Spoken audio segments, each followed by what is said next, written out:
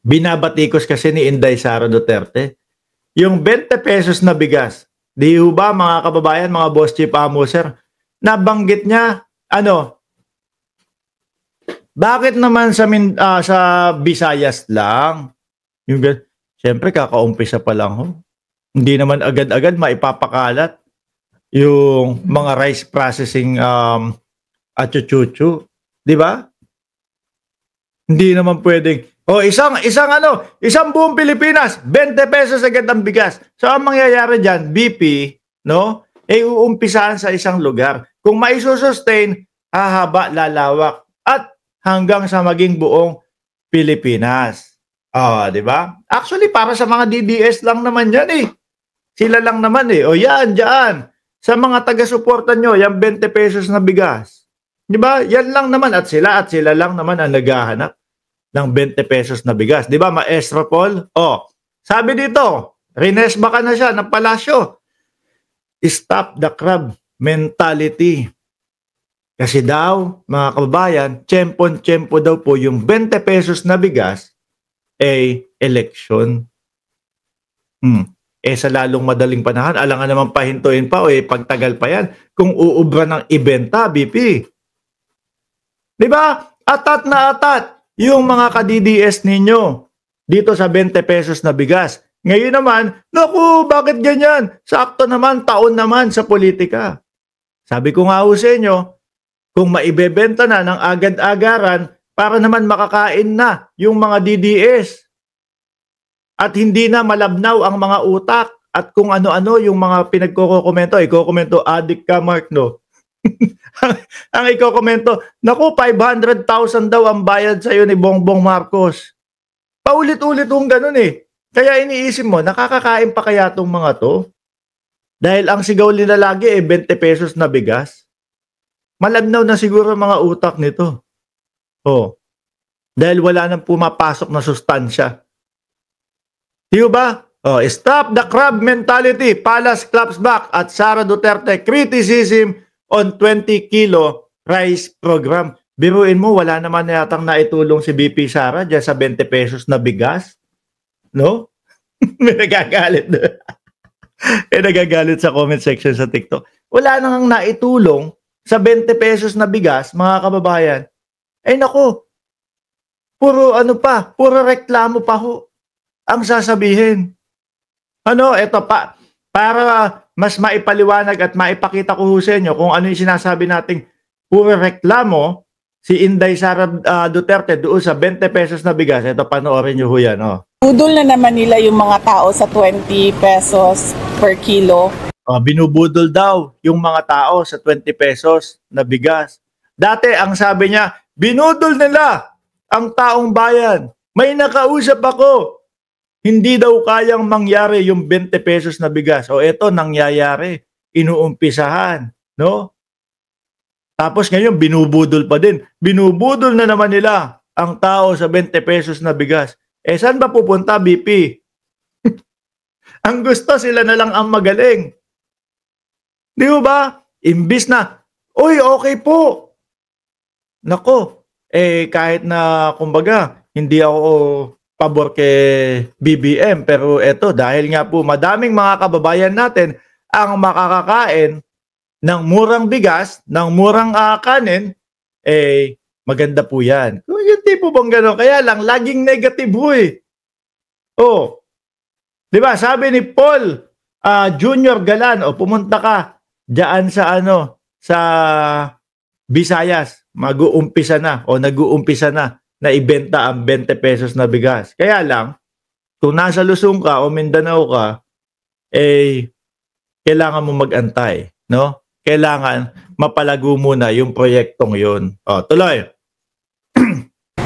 Na bigas. At magdududa ka dahil bakit Visayas lang? Hindi ba nagugutom yung mga taga Mindanao? Ang hina ho, Hindi ba nagugutom yung mga taga Mindanao? Hindi ba nagugutom yung mga taga Luzon? Unti-unti lang, madam. Lalaki din po yan. Hindi ba nagugutom yung mga taga Luzon? Bakit 20 pesos per kilo lang? Bakit 20 pesos per kilo lang daw po, sabi ni BP? Kasi Yun yung sinasabi niyong pinangako ni Bongbong Marcos. No? Sinasabi ho nila. Pero ang talagang pagkakarinig ko, pangarap ng Pangulong Bongbong Marcos na maabot yung 20 pesos na bigas. So nung napansin ko, naku, malabnaw na ang utak ng mga DDS. Kasi ang pagkakaintindi na nila sa pangarap at pangako ay iisa na lang. Ano po? Naku, kinukulang na ng sustansya ang utak ng mga DDS. Kasi hindi na nila naiintindihan. At siguro nabibingi na ho. Kasi rinig na rinig ko doon, mga kababayan, pangarap ko, ang magkaroon ng 20 pesos na bigas. Sa kanila, ang intindi nila, pangako. Ayan mga DDS ha, kailangan makipag-unahan na kayo dito sa 20 pesos na bigas. Actually, huwag kayong makipag-unahan. Bakit? Kayo-kayo lang naman din yan. Onti-onti lang naman kayo dyan. Di ba? Yung mga government supporter kami, hindi naman kami makikipila dyan eh. Okay kami doon sa kinakain namin, jasmine rice, 80 pesos. Yung mga kakamping, okay sila doon sa kanilang mga bigas, sa kanilang bahay. Maputi, masarap. Kayo, kaya wag kayong mag-unahan. Iilan lang naman din kayo. Base doon sa nakikita namin na mga pagtitipon ninyo, onti na lang kayo. Sasakto sa inyo, sasapat sa inyo yung 20 pesos na bigas. Bakit daw ho 20 pesos na bigas lang? Bakit 20 pesos lang daw? Di ba yung susunod doon yung tatay mo na, yung nangako? 7 pesos na bigas? Wala na, hindi na magagawa yung 7 pesos na bigas. Nandun na sa oblo eh. Di ba? Mukhang malabo nang magawa yung 7 pesos na bigas.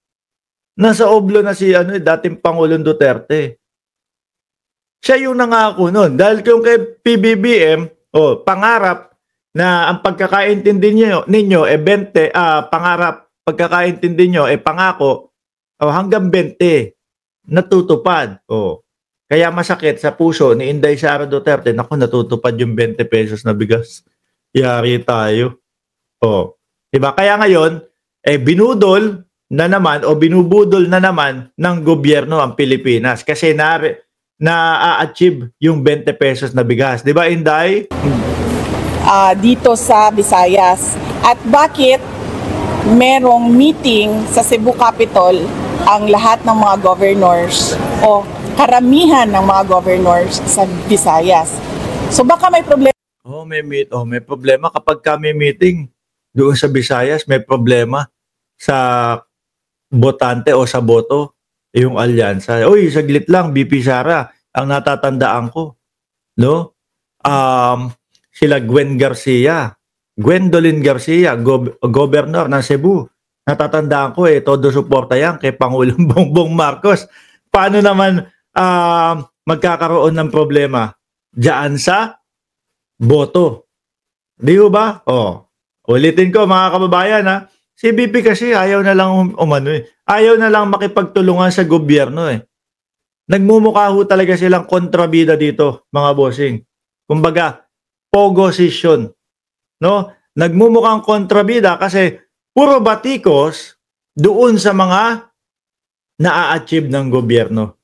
Sabi ni Nimbus Cloud, pag inggit, pusit. Pikit yun di ba? hindi push. Pag inggit, pusit.